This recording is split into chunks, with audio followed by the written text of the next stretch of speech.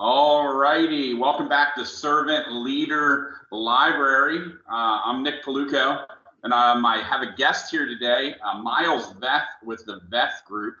Miles, welcome. Super excited to have you here. Can you tell us a little about yourself and the organization that you lead today? Yeah, absolutely. Thank you for having me. I know we both connect a lot on this topic, so it's my pleasure to join the show. I have a marketing business, about 15 employees.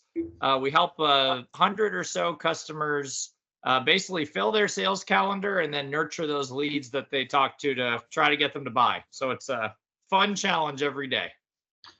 Heck yeah, that is one heck of a thing to do, right? Everybody loves you when it's working and it's frustrating when it's not, right? Like, tell me a little bit about the challenges of growing a business such as yours. Yeah, you're exactly right. I think we're in the unique case of everyone always has our pain. So you never can have enough meetings. You never can have a low enough cost per meeting. Most businesses bottleneck at some point by their inability to either pulse what the demand is in their market or capture that demand. So it's interesting because a lot of businesses are pitching cost savings or security or risk reduction, like in IT, where I came from. We're really pitching revenue growth. But the challenge is as you scale, there are so many reasons you could lose. So we do 24-hour cancellation. You could lose a customer because they get bought, they get too many meetings, they don't get enough meetings, the meetings don't buy, the sales rep leaves, the owner has a change of heart of wanting to grow. So we have a hard time keeping customers, even if we're getting meetings at the level of someone like an IT MSP. So we always have to have a constant funnel, which as you scale to $4 million plus in revenue, it becomes a lot of new business needed. So the good of that is we're constantly inventing new products that help our customers. The bad of it is I get some gray hair. Yeah, absolutely, man. You're always doing something. I always hear you talking about LinkedIn, right? And you're always on there and use that as a powerful tool. Tell us how you've used kind of the LinkedIn platform to build and scale as part of the services that you provide your customers. Yeah, LinkedIn to me is a really fascinating thing. It's about 600 million members. I'm sure it's still growing, and we all go on it every day willingly to look at each other's content. And I saw a stat a couple of years ago. It was only 1% of users were posting on a regular basis. Wow. I don't know I don't know remember the exact specifics, but I don't know if it was daily or even a couple times a week, but it was something crazy. So right now there's this huge void of they're trying to show individual user content to each other to keep us on the platform so they can then run ads that we're not paying attention to and don't care about that they monetize. So I think it's just for recruiting, for sales, for insights, it's such a hub that I definitely have benefited from it in our business enough that we've created service lines around it. And for me, as someone like you shares, whether faith in Jesus or just a belief in doing the right thing in business, I think being able to put out what I believe has actually led to finding a lot of like-minded people, which has been cool. Yeah, that's great. I appreciate that. You kind of said something a minute ago. I saw on your LinkedIn, right, when we originally connected, that you said the first thing it says is that I follow Jesus Christ. And so, like, wow, what a powerful statement that is. Kudos for kind of living kind of your belief in faith. Tell us a little bit more of how you kind of follow Jesus Christ, but deal with this fun thing called business that has a lot of different pieces to it that aren't always ethical, or there isn't always ethical behaviors done. Can you kind of give us an understanding of how you marry those two together? Yeah, so I think for me, following Jesus, you have to decide. Lots of people believe that Jesus existed, walked on this earth, died. Maybe some people even believe that he was God in some sense, but don't really want him to be the Lord of their life. And I think the distinction when you understand what it actually means to believe is not a head logical understanding that Jesus existed, but it's an alignment of our life that we're not going to have another Lord, whether that's money or romance or status or comfort or any other thing. So for me, I think fundamentally, if Jesus is the Lord of my life, that should permeate the way I do everything else. Obviously imperfectly, but I think in a business sense, to your point, I look back to God's word, the Bible, to say, where are the guidelines that we're given? And I think one is we're supposed to count others more significant than ourselves. So we don't do contract lock-in. We don't mark up our out-of-pocket expenses. We don't make promises on the numbers we can generate. We are careful about overlaps in markets if it's a small market, to make sure that we're not accidentally sharing insights between competitors, or we don't violate end user policies. End user policies can be gray, but like if we say, for example, we're not going to automate the LinkedIn interface. If we're on this platform, we're not going to automate the LinkedIn interface. Like, I'm all for a little bit of creativity in how you define some of these things, but if there are things that are just dishonest, and for me, that's been the baseline is, Google says you can't have multiple inboxes for the purpose of beating spam filters. We don't get to have multiple inboxes for the purpose of beating spam filters. And I think it's less gray than people act like it is, but I think the uncomfortable part is early on, we had a situation with LinkedIn where they didn't want you logging into other people's accounts and DMing on their behalf. So we had maybe a $40,000 a month business, and $20,000 a month was coming from DMing on other people's behalf, not automating, because we weren't doing that. We walked away from half the business, like a couple of years in, cut it from 40 to 20, just because of that one honesty thing. And for me, it's just, I think integrity is a muscle. The more you squeeze it, the more you're going to stick to it. Yeah. Yeah, absolutely. That is amazing. And I mean, we're talking about like servant leadership. This is perfect, right? From a commitment to service leadership that it sounds like we have, how do you manage like your goals and profit, and to, staying within kind of your values? Can you kind of help us understand, if somebody's new in business and they're trying to grow, and they have a faith-based background, how do you, balance both of those?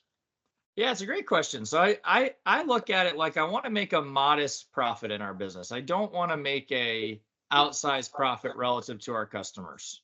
So this is very contrarian, because a lot of people would say charge what the market will bear, but I believe in making about a 33% profit margin as a business should be the goal. Can't always be there right away, but I think for my customers, if they knew at the end of the day, if we pay Veth Group $3,000 a month and they make about $1,000 a month, I don't think anyone's going to complain about that. If they knew that I was making $2,800 a month off $3,000, I think it'd be a little heavy for me. Right. So I think the first thing is with customer profit, not that we can always hit that, we're always chasing that, but I think a good goal is a third. In terms of if you make that third and you scale a business, some amount of the business is reinvesting, taking care of people, and distributing that. And I think that's really great. I think once you get down to owner profit, how much do you keep yourself? I think the key question is a hard issue of really, if this is all God's money, I think we should be able to justify why I live in the house I do, why I have, the Apple products I have, why I go to Titans games like the shirt deck, relative to the other uses of our money. And I don't think it's like we can't enjoy ourselves. I know you and I share a love of hot tubbing, or my dad, I grew up around race cars. Like, I think it's okay to have hobbies and enjoy ourselves and do those with other people, but I do think we've got to be really accountable to every penny I do believe we have to answer for. So I think it's more about making it's not wrong, keeping too much of it's wrong. Yeah, that's a great sentiment, right? Like, it's not, we've been given the talent to be able to earn it. It's what we do with it is really what counts, right? Yeah, that's excellent. Could you kind of give your perspective as someone who's taken an entrepreneur from something ground zero? There's not as many of us that have gone from ground zero to where you're at now. And maybe just explain to everyone kind of the challenges. We see you now, right? Successful, able to be nimble in your business, but only ever people see kind of our success, right? They don't see all of our, fumbles or frustrations or, crying in the corner, who knows, right? But it is a tough road. Could you kind of give a little tips and tricks for those entrepreneurs trying to get started? Yeah, I think the biggest thing that I've learned is you just have to have a why that isn't making money. I think the three reasons people start businesses normally are they want to make more money, they want freedom of their time, or they want revenge. Someone told them they couldn't do it and they want to prove that. And I think those are all terrible reasons to start a business. Right. Because money, if you share my belief in Jesus, that the love of money is the root of all evil, and we also have to remember our hearts are incredibly deceitful, the Bible tells us. So we can think we don't have a love of money and have a love of money. So we need other people to tell us that. But I think money is a bad motivation because the more of it you have, the has diminishing returns of its value. I think the second motivation of time, building a business, 30 years from now, the idea you could work yourself out of a job is the idea of passive income. The first 5 years is just not real. Right. I know guys that have tons of rental units. They're fixing sinks every day. They're Right. personally on the hook when the government, wants to call because a renter got something wrong with the way Section 8 housing works, or e-commerce businesses, Amazon's algorithm changes, or your business or mine. So I think time's a bad motivation. And I think revenge is the worst of the three, because I'm sure like you, had people that told me I would fail. And I can't even remember half of them. And it's not like now it's like you're going to go back to them and be like, oh, look who was wrong. It's like, who clearly has the emotional issues if you're doing that. They've probably forgotten all about me, moved on to critiquing the next person. So I think that the right reason to start a business is, like you embody and talk about, is the desire to serve. And for me, the desire to serve God with my life led me down a path of being a fourth generation entrepreneur. So I wasn't totally from scratch in my learning. And I think from there, it's how do you serve your, really, I think your team. If you serve your team, they'll serve your clients. If you serve your clients, that will create profit where you can serve your community.